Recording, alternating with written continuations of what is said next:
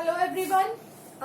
In this video today we will see some terms that is called terminology used in genetics, because without understanding the meaning of terms we cannot study Mendel's laws of inheritance, and then we will continue with the laws of Mendel or laws of inheritance. So first of all I am introducing one term that is called phenotype. Phenotype term is used for the external features that we can see from outside. What are the examples of nature? We can see height of the plant, we can see shape of the seed from outside, we can see seed color also. So those features of the plant or any organism which are observable from the outer side, they are called phenotype. Second term is genotype. Genotype means what is the composition of factors or what is the composition of genes. But at the time of Mendel, gene term was not used. He was using factors. So we will study here in terms of factors. So what is genotype? Composition of factors is called genotype. Now we will take the same. We have already seen in the previous video in the chart of character and trait that every trait is represented by a particular letter. So here if we talk about the tall plants, so that will be represented by capital T. If we talk about seed shape, and seed shape is round, that is represented by capital R. Right? Similarly, seed color, if seed color is yellow, that will be represented by yellow seed. It is round seed, it is yellow seed, that is by capital Y. And we always put them in circles so that we can differentiate them from the text or the other matter that you have written in your copy.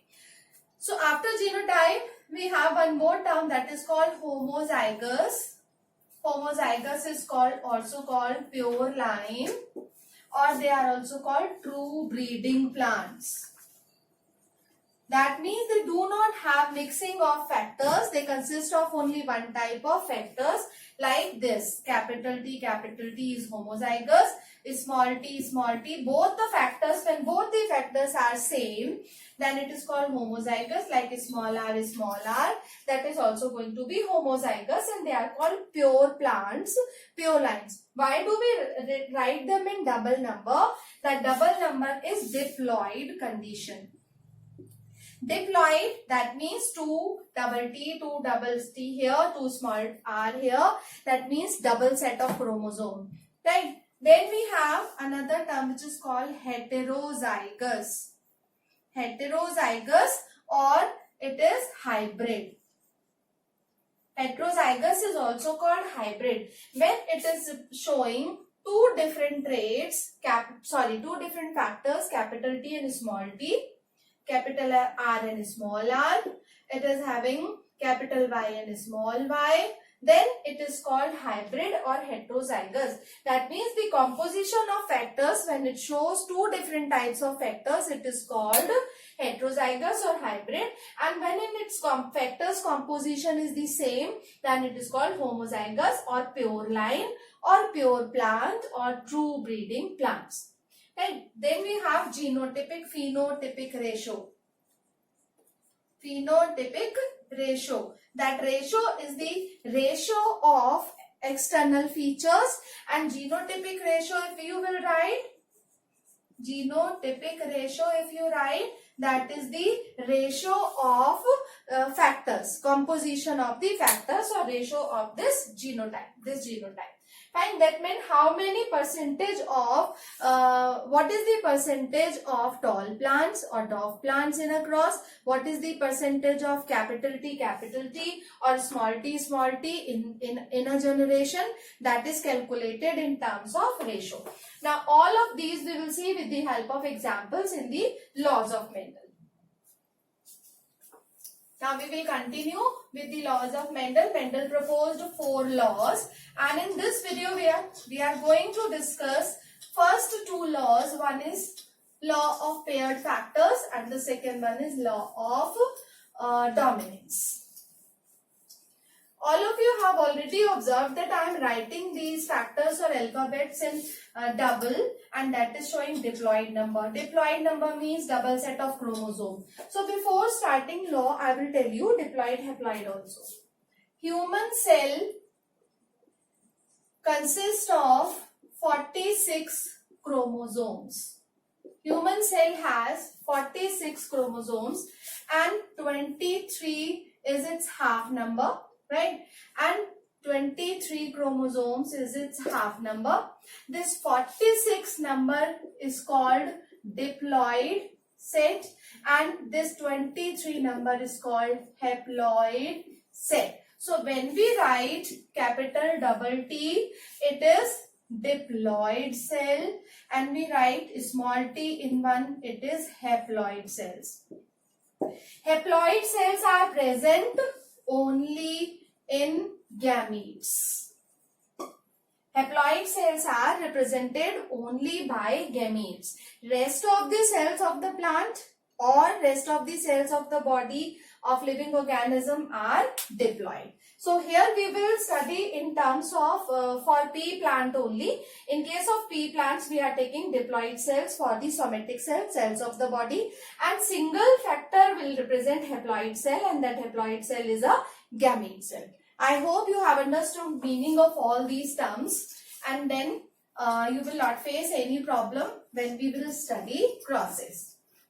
Right, children? So here in cross, laws of Mendel, which are also called laws of inheritance.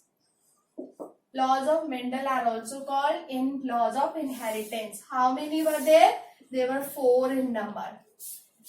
First is law of paired factors. What does it mean? Law of paired factors. I told you that there are factors which are written in pairs for each trait. For each trait we are writing factors in pairs.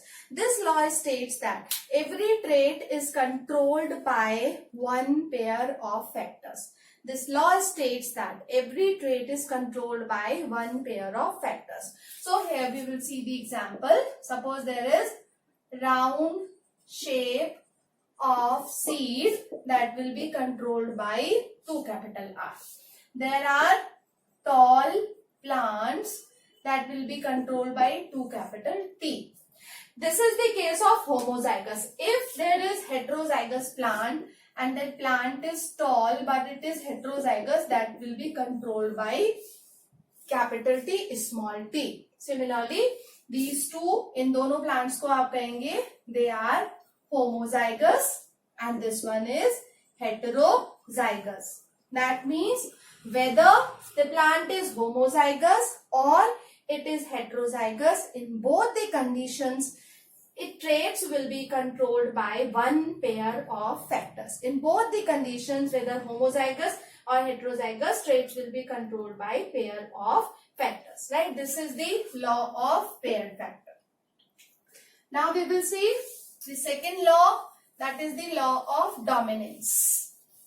4 laws were law of paired factors, law of dominance, third is law of segregation, and fourth is law of independent assortment. So we are moving from simple to complex. In first law, you have come to know that traits are controlled by one pair of factors, चाहे वो homozygous हो या वो heterozygous हो. Law of dominance. This law states that when we artificially cross 2 plants, 2 selected plants we are crossing, and those selected plants are having one character. By we keep in mind one character, if there is one character that will have 2 traits, and these traits are going to be contrasting traits. आप 2 plants को cross कर रहे हैं and both these plants are crossed by keeping in mind one character, and one character shows 2 traits and those traits are contrasting. Fine. So these plants which you are going to cross, they should be homozygous. Parents are homozygous. And homozygous means true breeding. That means both the factors are going to be the same. So here we will take example. We are going to cross two pea plants which are showing one pair of contrasting trait, that is their tall height or dwarf height, and this is character is height and their traits are tall and dwarf. That is the most basic type of cross that we start with genetics crosses. So if you write parent 1, parent 2, there are certain steps which we follow when we write a cross. So first of all, we write on parent 1 and parent 2. Then on the left axis, we first step will be phenotype. Second step will be genotype. And third step we write gametes. So what is the phenotype of first parent? First parent has tall plants. Second parent has dwarf plants. So we are crossing both of them and both of them are homozygous. Homozygous का मतलब क्या है? Their genotype is going to have 2 capital T and this will have 2 small t over there. So phenotype is external features. As I told you, genotype is the composition of factors on step 2 of the cross. Step 3 of the cross will show gametes. All the plants, tall plants of first generation will produce gametes and all the gametes will have capital T. This one plant is representing all the parent 1 plants of first generation and this plant is representing all the parent 2 plants or dwarf plants of the first generation. So all the plants, they are producing gametes with capital T and they will produce small t. Okay. Now for raising first generation, what will be done? Cross pollination. Cross pollination का मतलब you take it as female plant, you take it as male plant. If it is a male plant, then pollen grains from this plant will be transferred on the stigma of this female plant, right? That is called artificial cross pollination because in pea plants self pollination is present naturally, but Mendel practiced artificial cross pollination for getting desirable results. So this is after cross pollination, fertilization will occur and both the gametes will fuse and fusion के बाद zygote will contain capital T small t and this composition will be there in F1 generation and this one capital T small t cell is representing all the plants of first generation, right? So that means 100% tall plants are obtained in first generation and what is their genotype? These plants are called hybrid. Or all plants are heterozygous. So I am repeating this thing once again. Law of dominance states that when two pure plants, ये भी pure है, ये भी pure है, homozygous, when two homozygous plants are crossed, keeping in mind or by considering one pair of contrasting traits. This is one pair of contrasting traits.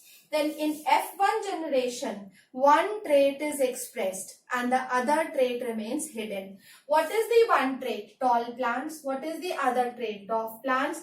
And what do we obtain in F1 generation? Only tall plants.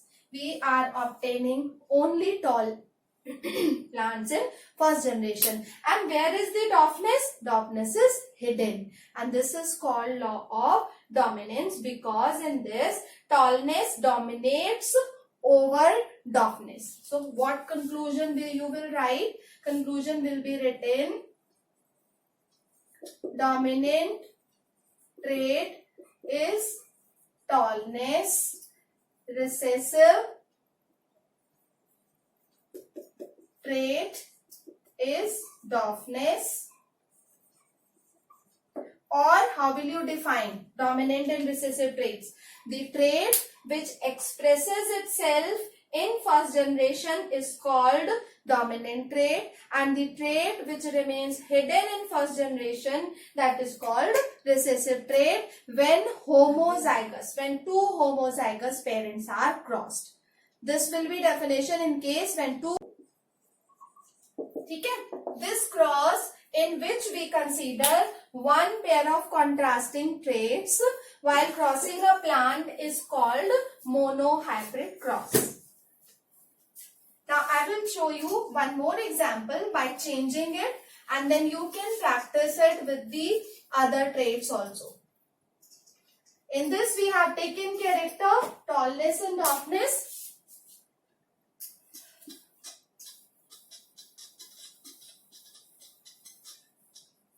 Okay. Now we can take another character. So, say shape of seed, round seeds or wrinkled seed. So parent 1, P1 has phenotype round seeds and it is considered as female plant, and P2 is considered as male plant and it has wrinkled seeds.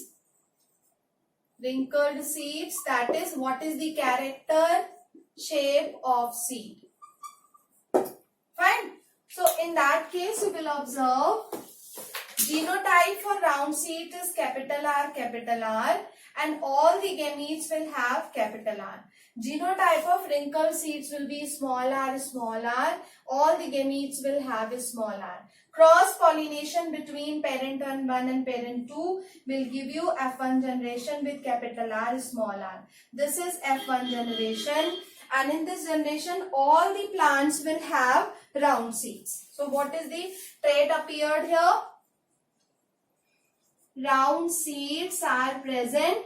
100% plants will have round seeds, and what is the category of plants? All plants are going to be hybrid. So in this case, when we considered round and wrinkled seeds for as a parent 1 and parent 2, in first generation round seeded plants are obtained, and these are hybrid plants, and all plants, 100% plants will have round seeds. So what is the dominant trait in this cross?